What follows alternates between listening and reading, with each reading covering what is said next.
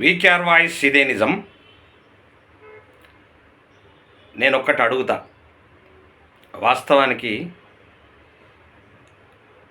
CID కావచ్చు, CBI కావచ్చు,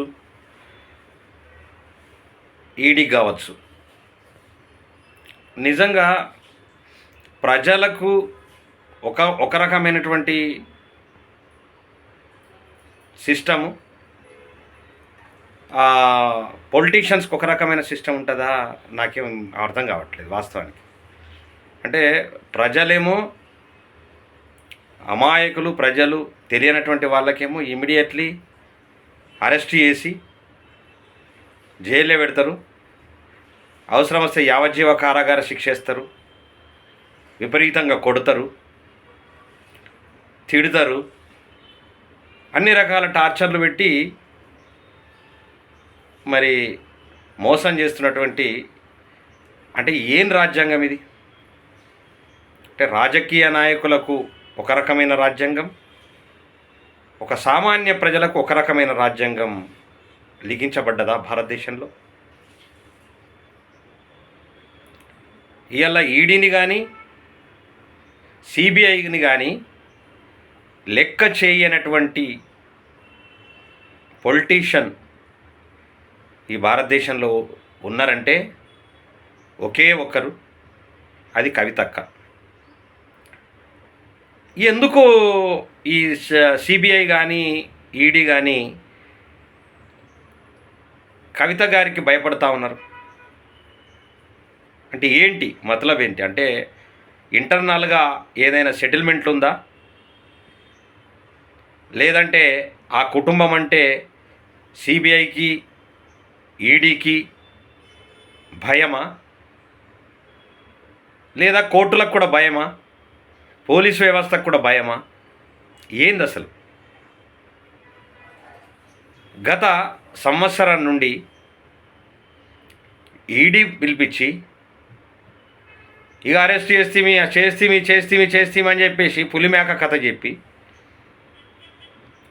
ఆ తర్వాత మళ్ళీ ఈ మధ్యలో సిబిఐ ఇక అరెస్టు తప్పదు, అరెస్ట్ అవుతుంది, తొక్క తోలు అని చెప్పేసి చెప్పుకుంటూ ఇవాళ ప్రజలను ఫూల్ చేస్తున్నారని అనిపిస్తోంది నాకు. ప్రజల్ని తప్పుదో పట్టియటానికి, ఫూల్ చేయడానికి ఆడుతున్న డ్రామానా ఇది నిజంగా?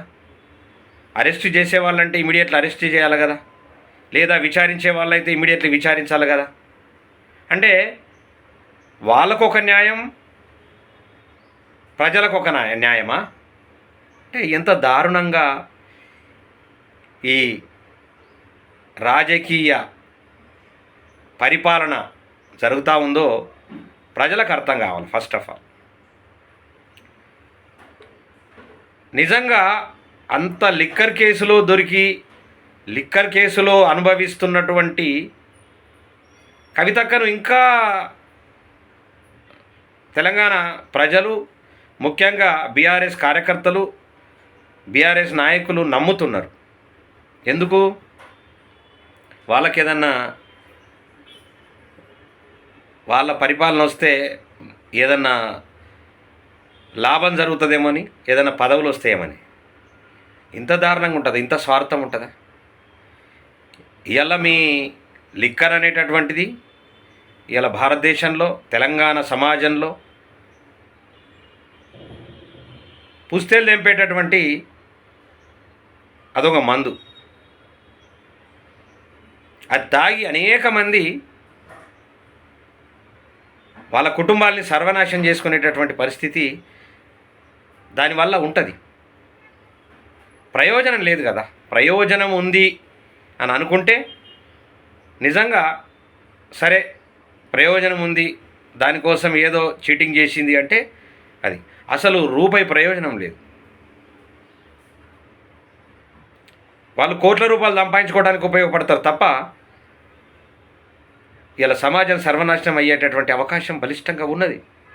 ఇదంతా తెలిసి కూడా ఇవాళ ఈడీకి భయపడట్లేదు, సిబిఐకి భయపడట్లేదు, రాజకీయ నాయకులకు భయపడట్లేదు.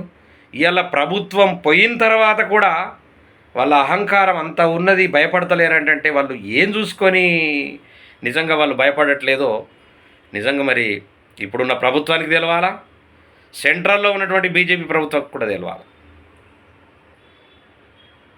అంటే మీరు ఏం చేస్తున్నట్లు? ఒక సామాన్యున్నేమో ఇమీడియట్లీ అరెస్ట్ చేసి తీసుకెళ్ళి నానా చిత్రహింసలు పెట్టి అన్నీ గక్కిస్తారు. మరి ఈమెకి ఏమైంది? ఎందుకు? ఈమె మనిషి కాదా? బంగారంతో ఉయ్యబడ్డటువంటిదా? అసలు ఎందుకోసం ఈ ప్రభుత్వాలు నిమ్మకు నీరెత్తినట్లు చేస్తూ ఉన్నాయి? ఒత్తిడి ఎందుకు రావట్లేదు? వాళ్ళు ధర్నాలు ఇష్టం ఉన్నట్లు మాట్లాడుతూ ఉంటే కూడా ఎందుకోసం మరి మాట్లాడట్లేదు ఈ పొలిటీషియన్స్? ఎవరు చిన్న చిన్నోళ్ళు మాట్లాడితే కాదు, ఎందుకు ఇట్లా జరుగుతూ ఉంది అంటే నిజంగా ఈడీకి కానీ సిబిఐకి కానీ భయపడకుండా బతుకుతున్నటువంటి ఒకే ఒక వ్యక్తి భారతదేశంలో, అది కవితక్క. ప్రజలు గమనిస్తూ ఉన్నారు, కానీ ప్రజలు ఏం చేస్తారు పాపం? అరెస్ట్ చేస్తారేమో, జైల్లో పెడతారేమో, మంచిగా అవుతుందేమో అనుకుంటున్నారు. కానీ వీళ్ళు నిజంగా ప్రజలను ఫూల్ చేస్తూ ఉన్నారు. ఇదంతా జరుగుతూ ఉంది. కాబట్టి అటు సిబిఐ కావచ్చు, ఇటు ఈడీ కావచ్చు, ఎవరైనా సరే, ఇక్కడున్న కాంగ్రెస్ ప్రభుత్వం కావచ్చు, తెలంగాణలో ఉన్నటువంటి కాంగ్రెస్ ప్రభుత్వం కావచ్చు, సెంట్రల్లో ఉన్నటువంటి బీజేపీ కావచ్చు, ఇమీడియట్లీ చర్యలు తీసుకొని ఇమీడియట్లీ ఆమెను అరెస్ట్ చేయవలసినటువంటి బాధ్యత మీ మీద ఉన్నది. కనీసం ఒత్తిడి తీసుకొచ్చేటటువంటి బాధ్యత కూడా మీకు ఉన్నది. లేకుంటే మీకు అన్ని కథలు తెలుసు కాబట్టి వాటిని సుప్రీంకోర్టుకు కానీ హైకోర్టుకు కానీ ఎక్కడైనా మీరు పుటప్ చేసి ఆమెను అరెస్ట్ చేయించేటటువంటి బాధ్యత మీ మీద ఉన్నది. మరి మీరు ఎందుకోసము? మీకు మధ్యలో ఏమన్నా లావాదేవీలు ఉన్నాయా? ఏమున్నాయి? అది ప్రజలకు తేటతెల్లం చేయాలి. మాకు లావాదేవీలు ఉంది, మేము అనలేము అని. అది సిబిఐ చూసుకుంటుంది, లేకుంటే ఈడీఏ చూసుకుంటుందని. నిజంగా ఒక దొంగను ఈ భారతదేశాన్ని నాశనం చేయాలనేటటువంటి సంకల్పం పూన్నటువంటి ఒక దొంగను నిజంగా పట్టుకోకుండా వదులుతున్నారంటే ఇలా భారతదేశంలో ఏం జరుగుతున్నట్లు, ఎటువైపు పోతున్నట్లు, సమాజం ఏమైపోతుంది అనేటటువంటిది ఒక డౌట్ వస్తుంది.